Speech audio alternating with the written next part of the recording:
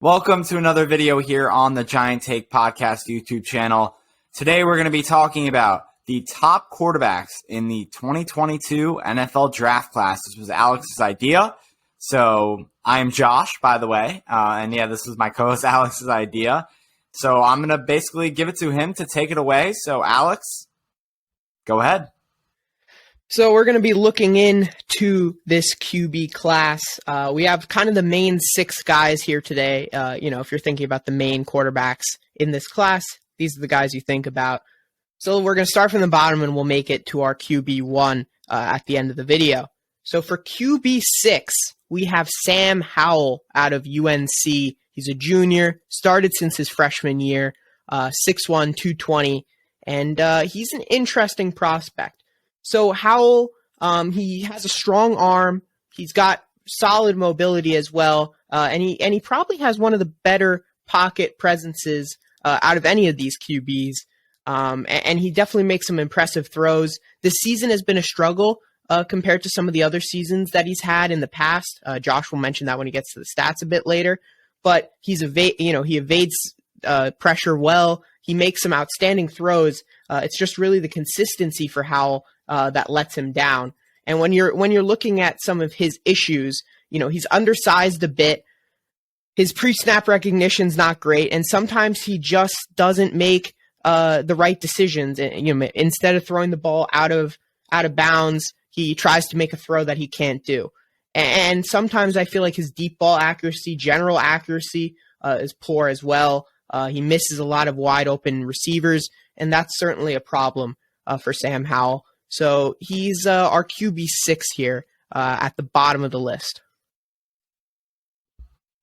So when it comes to Sam Howell, like Alex mentions, he started since his freshman year. He uses his legs quite a bit, and I will get to that in a little bit after going through his passing yards. Starting in 2019, he played 13 games, had 259 completions, a 61.4 completion percentage, 3,641 yards passing, 8.6 yards per attempt with 38 touchdowns, 7 interceptions. You move on to the 2020 season, that the number of completions went down to 237, but his completion percentage did go up a good, 6 or 7 points. 68.1%, had 3,586 yards passing with 10.3 yards per attempt, 30 touchdowns, 7 interceptions. So interceptions number stayed the same while the touchdowns went down by 8 passing wise. And then this past season, 2021, had 217 completions with a 62.5% completion percentage, 3,056 yards passing, 8.8 yards per attempt, 24 touchdowns, 9 interceptions. Rushing, I don't really want to talk about the 2019 because it wasn't as good as he was rushing the ball in 2020 and 2021. So in his 2020 season, he had 92 attempts for 146 yards and 5 touchdowns. They really, I would think, use him in the red zone a lot because he doesn't have that many yards, but he has a lot of touchdowns, and that came to fruition in 2021, especially with 183 attempts for 828 yards, which is about 4.5 yards per attempt, with 11 touchdowns on the season. So he wasn't just a threat with his passing, but with his rushing as well, and UNC used that to their advantage. And also, Alex, I don't know if you have anything on the stats. I would say he's a great runner for UNC, but unfortunately it's just he's unpolished as a passer, and that's really what brings him down on our list. Well, I think that's a good transition because a guy who also his ability passing the ball, right, because you were saying he's unpolished as a passer, who's gotten better as the years have gone on, but he's got a lot of weapons, and he just still doesn't seem to be getting it together in the NFL. And that's our NFL comparison for Sam Howell to be Baker Mayfield, the Cleveland Browns quarterback. With all the weapons that he's had over the years, still doesn't put up those top-tier numbers you expect. And now looking towards our scale, we graded every player out of 10. We'll get to the other guys in a few minutes. But we graded them on 4 categories: accuracy, arm, QB IQ, and mobility, and then averaged out to a total score. Again, 1 through 10, 10 being the highest, 1 being the lowest. So for Sam Howell here, his accuracy was a 4, arm was a 4, QBIQ was a 4, and his mobility was an 8, leading to an overall score of a 5 for Sam Howell. And then, since he is QB number 6, he's not ranked as like a first rounder, kind of ranked towards a late second round pick in this upcoming 2022 NFL draft. All right, and our next QB here, we've got Cincinnati QB Desmond Ritter, 6'4", 215 pounds, kind of that prototypical size. He has he's great size, great mobility. He has a quick release, which is certainly something to be, concerned about in today's modern NFL when you have to get the ball out quickly. He makes good throws on the run. And in general, he has some decent accuracy at times. It's just a bit flaky. Sometimes the deep accuracy isn't great. But really the mobility, the size, though, at prototypical NFL quarterback size, it just really makes him probably a better prospect than he actually is, say, if he were like 5'10", 6 foot, because there's definitely some negatives with his game that are pretty big. And I'd say the biggest one of those would be his lack of awareness in the pocket, some poor decision making, all these things that are coming together that are going to be a big problem in the NFL. His accuracy, like I mentioned before, sometimes he just doesn't put the ball where his receivers need it to be, and gives up some bad turnovers, and it's just not good enough from that standpoint. He's once again kind of like Howell, an unpolished passer. I would say he has the good arm, which Howell doesn't really have. That kind of brings him above Howell, but certainly he's another guy that's more of a day 2 QB. So another quarterback that has gone a good amount of time playing as a starter in college football. It seems like Ritter started since his freshman year, and he's a senior currently. So, Alex, I don't know how you want me to exactly go through these stats. I don't really know if we want to waste everyone's time going from years 1 through 4, reading every single year individually. So I think my plan is just going to do his junior and senior year. Yeah, sounds good. Okay, cool. So then we can just go to his 2020 junior year in college. His completions, he had 186 of them. He had a 66.2 completion percentage, 2,296 yards passing, 8.2 yards per attempt, with 19 touchdowns and 6 interceptions. Then on to his senior year, his best year in college football. He had 251 completions, which was by far the best in his whole tenure in college. The closest to that would be in his freshman year, actually, with 194 completions. And then, like I said, in 2021, it was 251, so almost 60 more. Then you go into his completion percentage of 64.9. He had 3,334 yards passing, 8.6 yards per attempt, 30 touchdowns, which was, again, 10 more than in his freshman year, where he only had 20. And then it was 18-19 going from sophomore to junior year. So 30 touchdowns and 8 interceptions. He's also a guy who runs the ball. I feel like every quarterback that we probably are going to go through in this list has some experience running the football. You just don't see any guys who stay in the pocket like Tom Brady. So there aren't those guys anymore. You feel like every quarterback runs nowadays, whether they're slow or fast. In his 2020 season rushing, he had 98 attempts for 592 yards and 12 touchdowns. In his senior year, this past season, he had 110 attempts for 355 yards and 6 touchdowns. I have to pull the document real quick. Looking to what he's done, or his NFL comparison. The comparison that we have down here is Cam Newton, a little bit of an older quarterback now. I think you want to look towards Cam Newton's prime years in the NFL with the Carolina Panthers, not so much with the Patriots, and back with the Panthers again, I guess. Look towards his prime years in the 2010s for that. Now going to the out of 10 scale that we got, with accuracy, he was a 4, arm 6, QB IQ 4, mobility 7, which averaged out to a 5.3. A 5.3 there for Ritter. And then grade, we have him about as a mid-second round pick. And speaking of those old-fashioned pocket passers, we've got one right here. He's probably the only one you're going to see for a long time. Carson Strong out of Nevada. He is 6'4", 215. He's a junior, and he is a very, very intriguing prospect. When you look at the pros of Carson Strong, you're looking at a guy with elite arm talent, with a guy who has he has an arm that he could probably throw 80-yard bombs in the NFL. He has great accuracy. He has solid pocket presence, and he moves through his progressions well. As a pure passer, he is probably the best QB in this class. He makes some throws that are just unbelievable.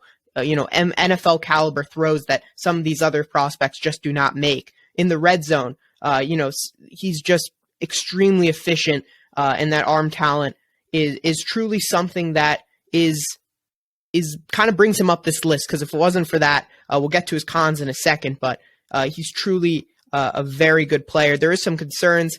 He did play at Nevada. Did he not have the best competition?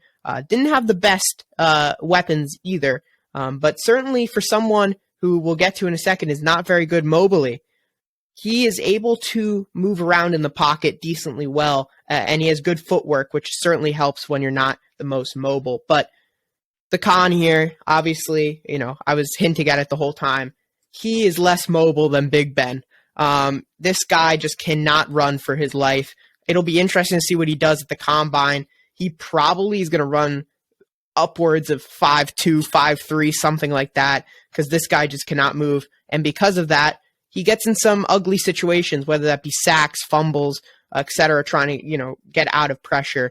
And that's really the only knock on Carson Strong, but it is a huge, huge knock. He is immobile to the mightiest. And you already mentioned the NFL comparison, so I can just completely knock that down with Big Ben being the comparison here. A lot of people like to make the Big Ben as stiff as a tree joke. Well, Carson Strong also, I guess, would fit that with how he cannot really run around in the pocket, out of the pocket, whatever you want to call it. But like you said, passing the ball, he's very good. Probably has one of the, if not the best completion percentages out of all of these guys.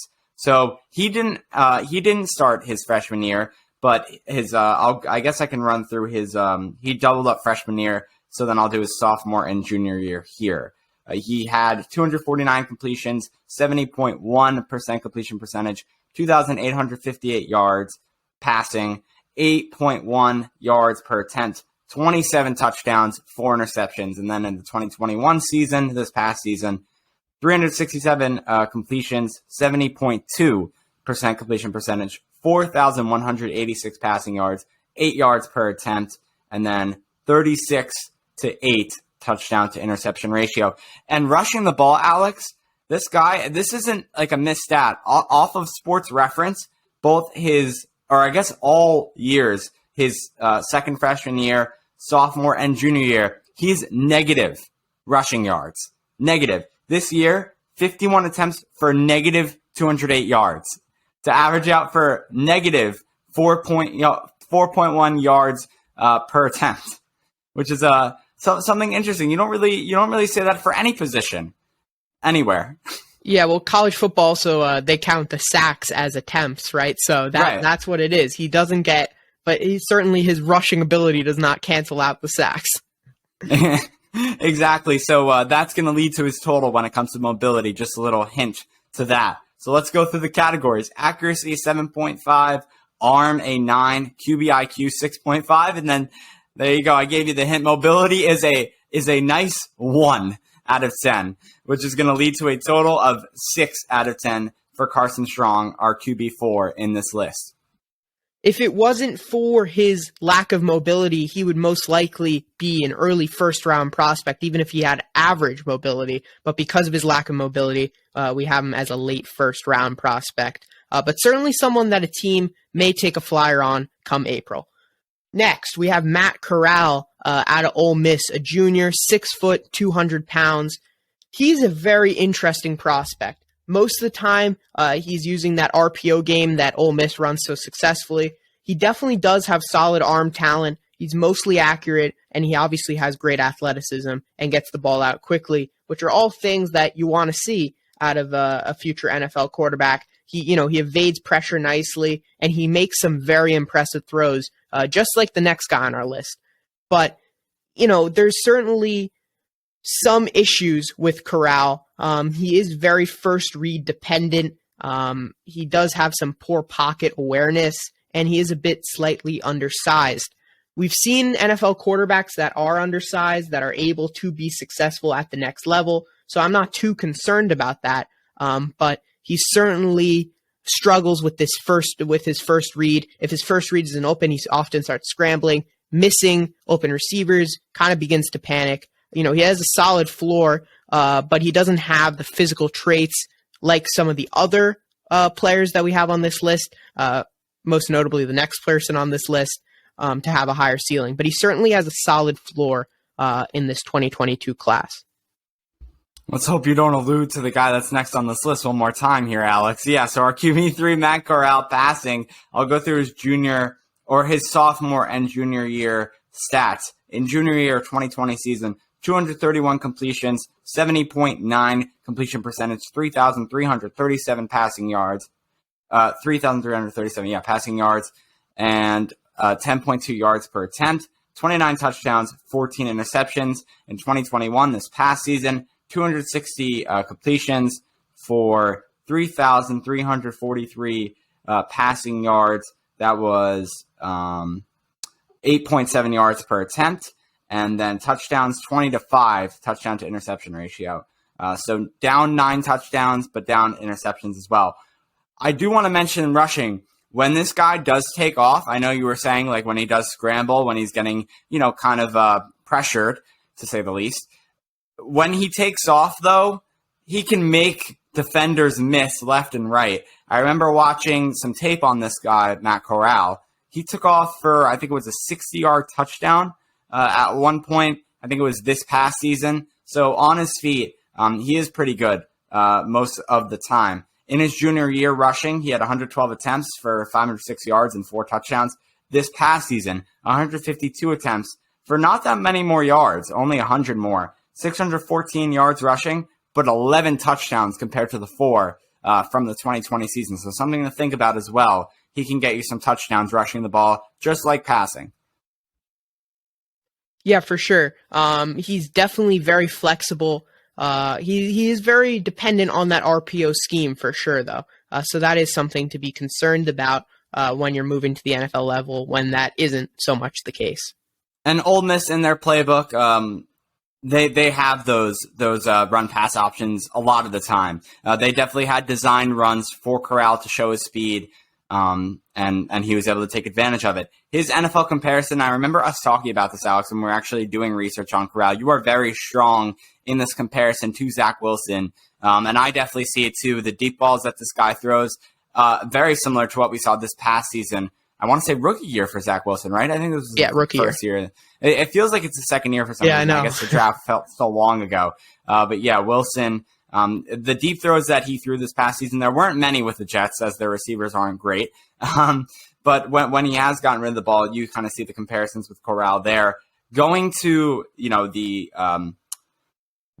grading system here, accuracy, he got a 5, arm 6, QBIQ 5, mobility 8, averaging out to a total 6. And this is the first guy that's projected actually to be a first-round pick. Mid to late, I would say, first-round pick for Corral. But the first-round pick quarterback that we've seen on this list so far, he comes in at QB3. Moving on to our QB2, from the hints I've mentioned already, unless you don't know anything about this QB class, you probably know who it is. Malik Willis out of Liberty. He transferred from Auburn. He's now at Liberty. He's a junior, 6'2", 188, and he is just a joy to watch and also a headache to watch at the same time. I'll get to that in a couple minutes, but he makes some insane throws. He has great arm talent, probably the best in this class behind Carson Strong, but some of the throws he makes, he has great athletic traits. He's probably more athletic almost than Lamar Jackson. He extends plays, he escapes sacks extremely well, and he is just one of those huge boom or bust prospects. He's kind of similar to Trey Lance in terms of last year's prospects. Trey Lance was a bit raw as well, not as raw as Malik Willis is. A lot of people are mentioning, Josh Allen comparisons of how raw, those guys were. Malik Willis is probably, in terms of his technical abilities, the worst out of any of those guys, but I think he has similar upside to the rest of them, and I think that's truly exciting if you're a team that's interested in Malik Willis, because he certainly is a big play, big game player that could really be successful with the right coaching at the NFL level. In terms of his drawbacks, he has poor pocket awareness a lot of the time. Despite his athleticism, he does sometimes struggle to get out of the pocket, because his reads are taking too long, whatever is happening with that. Sometimes he doesn't see open receivers. He is inaccurate quite a bit. He definitely misses a lot of throws, probably more than anyone else in this class, to be honest, maybe bar Sam Howell. And that's definitely a problem as well. And he doesn't usually take what the defense gives him, and that's another problem. He is very much a big play or no play type of guy. And just something to mention as well, the guy went to Liberty. So you're not talking about someone like Matt Corral. He isn't playing the same opponents on the defensive side that someone like him is playing, or the next guy on this list, the QB1. The strength of opponents isn't the same. And Liberty struggled with that. And I think Willis, that's something to think about. This isn't the NFL. There aren't just 30 teams. College football, there's a ton of teams out there. There are hundreds, right, if not thousands. So just something to take in. The reason he transferred was because he wasn't getting that starting role at Auburn. He wasn't liking it. Transferred to Liberty, where he knew he could start because it wasn't as high of a competitive school with who they're playing. Still D1. Don't take anything away from it. In that way, it's still Division I school. Just not the strength of opponents isn't as big compared to some other prospects here. So he had 2 years of experience. I'll go through his 2 years of stats with Liberty. In the 2020 season, he had 170 completions with I'm trying to find the yards. Sorry, for 2,250 passing yards, 64.2% completion percentage, 8.5 yards per attempt, 20 touchdowns, 6 interceptions. In the 2021, this past season, 207 completions, 61.1 completion percentage, 2,857 yards passing, 8.4 yards per attempt, 27 touchdowns, 12 interceptions. And Alex, you talked about it rushing the ball. Let's go to that now. He had 141 attempts in the 2021 season for 944 yards and 14 touchdowns. Yeah, 14. That's a lot for a quarterback. And then this past season, 197 attempts, which is about 50 more than he had in his last season in 2020 for 878 yards. So a little bit less in the amount of yards, but again, still up there in touchdowns with 13 this year. So with that, who does he compare to? You mentioned the name earlier, Lamar Jackson, the guy who just absolutely destroys linebackers, cornerback, safeties, whoever is in his way when he's rushing the ball. There's concerns with injuries. You always talk about with mobile quarterbacks. It's always with Lamar Jackson ever since he's been in the NFL. When is he going to get injured? When is that going to cost him when is it going to cost him a long time that he's going to be out? That can be said for the same problem as Malik Willis. When it comes to the NFL, you're taking a risk by taking this guy, not just because he's, what'd you say, like high upside, but also because very raw prospect. Yeah, exactly. And I think also that him being a not run first quarterback, but a big running quarterback type of guy can also be a factor there too. You don't want your quarterback getting injured in year 2 and being out until year 4. So that's something to think about. So we talked about Lamar Jackson as his NFL comparison. Now on to the grading system here. Accuracy, a 3. Arm talent, 9. QBIQ, 3. Mobility, a 10-0. That might be our first 10-0 in this whole list for a total of a 6.3. So that is QB2, Malik Willis. We made it all the way to QB1, Alex. Who is it? QB1 of this 2022 NFL QB list, however you want to say it, is Kenny Pickett out of Pitt. He's a senior, 6'3", 220 pounds, and this guy can really do it all. He has solid arm talent for sure. He's mostly accurate, probably the most accurate. Maybe Carson Strong's up there with him, but definitely the most accurate. He has experience as well playing Well, he's 24 now, so that can be a con or a pro, however you want to see it. And he certainly has great athleticism as well.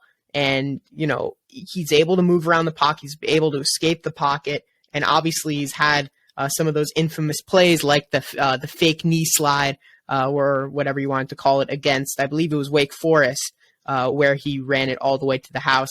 That was unbelievable. Yeah. That was crazy. There's some controversy about that, I get it, but still, his pure athletic ability is still something I think people a bit underrate. They see him more as a pocket passer. I don't really think he is. In terms of his drawbacks, you're looking at someone who he struggles a bit to make the right decision at times. I mentioned he's mostly accurate. Sometimes balls get away from him. He makes some bad choices. Ball security is another thing. Sometimes he doesn't hold on to the ball when he's running well. Kind of a Daniel Jones type issue. If you've ever watched him, which I think most people have, that's something that you do have to look at with Kenny Pickett. But overall, there's the least amount of drawbacks when you're looking at Kenny Pickett in terms of how he compares to other quarterbacks. One thing you definitely have to say, he is older, 24 years old, kind of similar to Joe Burrow, who came out of college, who was also very old, or not very old, just older than your average college prospect. That's something that you definitely have to take note of. I'd say Pickett has the highest floor out of anyone in this class, makes him the safest pick. He has upside and is already a reasonably polished passer, but he doesn't really have those physical traits of Willis or Corral. But I do think he's underrated in that, and that he still is very athletic for a quarterback. So in general, I think Kenny Pickett deserves QB1, and you'll get through his stats and you'll see deservedly after his very big 2021 season. Right. So you mentioned 2021 season. You knocked that NFL comparison out of the way with Joe Burrow of the Cincinnati Bengals. So that's also a thing, Alex. This is his one breakout season in 2021. That's why I'm going to mention his 2020 season, just to show you how much he improved from those, from that season to the 2021 this past season. Completions, 203. 61.1 completion percentage for 2,408 yards. 7.3 yards per attempt. He had 13 touchdowns, 9 interceptions. That's not a pretty good touchdown to interception ratio. Yeah, well, 2021 is going to knock that out of the park. We have, first of all, 334 completions. That's 130 at least more than in the 2020 season. 67.2 completion percentage. 4,319 passing yards. That's what? Almost 200 more than the season prior. And then 8.7 yards per attempt. Remember how I talked about 13 to 9, right? Touchdown to interception ratio. Not so good. He had 42 passing touchdowns this season to only 7 interceptions. Yeah, that's why he's QB1, Alex. And then you go to rushing. In his junior year, or did he double junior? No, he double seniored. Yeah. Okay, that makes sense. So 2-year senior. Okay, so in his 2020 season, I'll just say that, he had 81 attempts for 154 yards rushing, 8 touchdowns, and then 98 attempts this year for 233 yards and 5 rushing touchdowns. So nothing crazy rushing the ball comparison from 2020 season to 2021 season, but you really see it in I think just the touchdowns to interceptions. I said it like 2 or 3 times now. I just really like that stat comparatively from both seasons. 13 to 9 in 2020, 42 to 7 in 2021. So super cool things to see. A super cool thing to see there. And then going to the grading system for this QB1, Kenny Pickett, accuracy a 7, arm 5, QB IQ a 7, mobility a 7, which totals out to a 6.5 out of 10. And with that, QB6 to QB1, we did it. That's your top quarterbacks in the 2022 NFL Draft. Alex, final thoughts? As you can see, with QB1 being 6.5 out of 10, you're probably thinking, hey, that's not that great. We have Pickett, again, kind of as a mid-first round prospect here. I think these grades do tell you a bit about this QB class, that it's not really the highest level QB class. There's no really guy that just makes you really excited, probably bar Malik Willis, but he has this whole host of issues. So it's certainly going to be an interesting draft season in terms of how all these teams view some of these prospects, but this is how we view them. And obviously the Senior Bowl is coming up very soon, and 5 out of the 6 of these guys will be participating, so that could shake a lot of it up as well. Right. There's no Kyler Murray going number 1. There's no Zach Wilson going number 2, right? I think that's where Wilson was picked. So you have no top 10 even NFL quarterback. Maybe one of them sneaks into the late top 10-ish, but I don't even see that personally. So you look to guys in the mid to late first round. There could be even one of those top 3 guys in Pickett, Corral, or Willis sneaking out of the first round. It's possible. These guys can fall into the second round, which makes it really fun heading into draft time coming up in the next few months. So with that, thank you so much for watching. Please subscribe to the podcast wherever you listen or watch. You can go to shipthestudios.com/agianttake to find out all the places you can listen and watch. And then go down below. Give it a like. Do that good stuff. We have content daily. So check out everything. Check out our head coaching search videos, as we have had a lot of videos on those guys. Brian Daboll, new head coach of the New York Giants. Offensive coordinator still coming soon, even though we somewhat know the news. We'll have Giants content coming up for you later. But for right now, for Alex, I'm Josh. Thank you so much for watching, and we will see you next time.